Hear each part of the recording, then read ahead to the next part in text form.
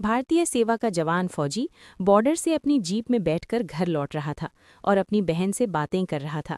तभी अचानक सड़क के सामने पहाड़ का एक बहुत बड़ा टुकड़ा टूटकर फौजी की गाड़ी के आगे आ गिरता है।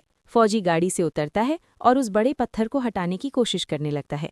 तभी पहाड़ों से भागते हुए आतंकवादी आ जाते हैं और बंदूक की नोक पर फौजी और उसकी बहन को डराने लगते हैं।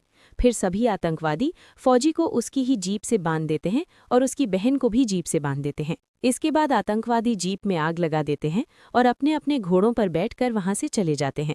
फौजी अपने हाथों की रस्सी खोलने की कोशिश करता है, लेकिन रस्सियां नहीं खुलती और आग बढ़ती ही जा रही होती है।